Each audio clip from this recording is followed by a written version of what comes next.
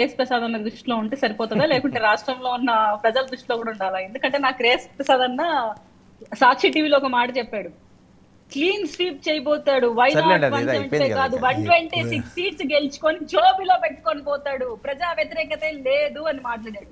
Cut చేస్తే పక్కన రోజు కూర్చొని ఇది ఊహించని పరిణామం, ఎవరూ చెప్పలేకపోయారు అన్నాడు. అంటే ప్రజా వ్యతిరేకత 5 ఏళ్లగా ఉన్న వ్యక్తిని గమనించుకోలేకపోయి జస్ట్ ఒక 6 months 7 months లేదంటే ఒక 8 months పీరియడ్ లో మా మీద ప్రజా వ్యతిరేకత వచ్చేసింది, అది పక్కా రుజువు అని ఎలా చెప్పబడుతుందో నాకైతే అర్థం కాదు. అంటే 5 years ఆఫ్ టర్మ్ లో జగన్మోహన్ రెడ్డి గారి మీద ఉన్న వ్యతిరేకతను మీరు గమనించలేకపోయారా? నాకైతే ఇట్లాంటి సర్వేల మీద అయితే నమ్మకం లేదు సార్. లాస్ట్ టైం మనం గమనిస్తే ప్రజల్లో ఏముందో అనేది మనకు అర్థమవుతుంది. ఇప్పుడు 6 months ఆఫ్ పీరియడ్ లోనో 9 months ఆఫ్ పీరియడ్ లోనో అట్లయితే జగన్మోహన్ రెడ్డి గారికి చెలో విజయవాడ అని ప్రోగ్రామ్ చేసినప్పుడు 60 లక్షల మంది మేము ఓటర్స్ ఉన్నాము, ఈ ప్రభుత్వాన్ని కాల రాస్తాము అన్నప్పుడు జగన్మోహన్ రెడ్డి అలర్ట్ అయి ఉండాలి. ఆయన అలర్ట్ కాలేదు, అప్పుడే అర్థమై వీళ్ళు వ్యతిరేకత ప్రజల్లో ఉందని గమనించి ఉండాలి కదా. సో ఇటువంటి సర్వేల వల్ల ఎటువంటి ఉపయోగము ఉండదు. ఒకవేళ చిన్నపాటి మిస్టేక్స్ ఏమైనా జరుగుతా ఉన్నా ఇంకా రెక్టిఫై చేసుకోవడం చాలా టైం ఉంది. ఇప్పుడే ఎలక్షన్లు కండక్ట్ చేయట్లేదు, ఇప్పుడే ఈ వ్యతిరేకత మనము ఎలక్షన్లకు పోవట్లేదు కదా. అండ్ ఎందుకు వ్యతిరేకత వస్తుంది? ఇక్కడ ఏమైనా లా అండ్ ఆర్డర్ పక్కదారి పట్టేసి ఏమన్నా ఎవరి మీద కన్నా కత్తులు ఎత్తుకొని కూటమి ప్రభుత్వం వాళ్ళు వైసీపీ వాళ్ళని ఏమైనా హతమార్చి చేస్తున్నారా, లేకుంటే అక్రమ అరెస్టులు చేసి లోపలేసేస్తున్నారా, లేకుంటే ప్రజలు డబ్బు ఏమైనా కాదండి, మీలో మీకు పట్టలేదని కదా. ఏ విధంగా చెప్తారు పట్టం లేదని? మేమైనా బహిరంగంగా వచ్చి కొట్టుకొని వెళ్ళదాకా వచ్చి మధ్యస్థాలు పెట్టమని అడుగుతున్నామా? ఏ విధంగా? నాకైతే అర్థం కావట్లేదు. ప్రజలు కోరుకునేది ఏంటి?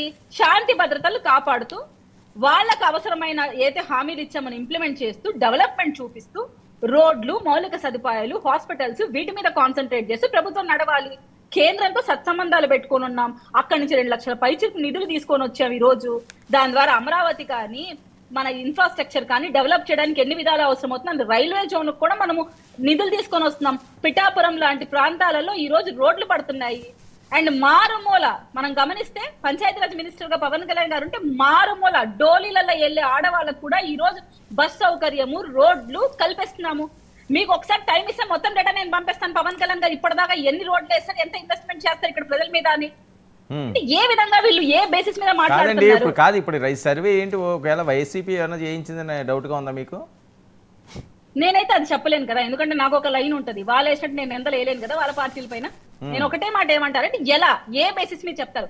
5 ఏళ్లుగా మీరు గమనించని ఆ వ్యతిరేకత కేఎస్ ప్రసాద్ గారు చెప్పారు కదా చాలా అంశాలు దీని వల్ల వ్యతిరేకత ఉంది అని. నేను అదే కేఎస్ ప్రసాద్ గారు చెప్పిన ముందు మాటలు కూడా నేను చెప్పాను కదా, అవి కూడా మీరు కంపేర్ చేసుకోవాలి. కేఎస్ ప్రసాద్ అన్న ఎలా చెప్తారో కూడా మీకు చెప్పాను. వెళ్ళిపోతాడు 125 సీట్స్ అన్నాడు, 126 సీట్స్ జోబిలో పెట్టుకొని వెళ్ళిపోతాడు జగన్మోహన్ రెడ్డి. అందరూ ఇంకా రెడీ కాండి, వైజాగ్ లో ప్రమాణ స్వీకారం చేయబోతున్నామని ఇదే మాట్లాడినారు.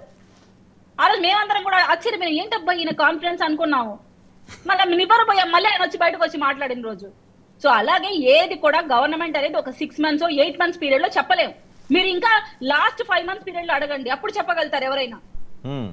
టు బి ఫ్రాంక్ మనం మాట్లాడంటే ఇప్పుడే మొదలయ్యింది. వాళ్ళు చేసిన అప్పులు, వాళ్ళు చేసిన తప్పులు మేము రెక్టిఫై చేసుకుంటూ వాటిని సరి చేసుకుంటూ ప్రజలకు ఇస్తున్న హామీని ఇంప్లిమెంట్ చేస్తూ ఛాయశక్తిలా ఎంతవరకు ప్రయత్నించాలో ఏ ప్రభుత్వం ఎంతవరకు చేయగలుగుతుంది అంతకన్నా మించే చేస్తున్నారు ఇక్కడ.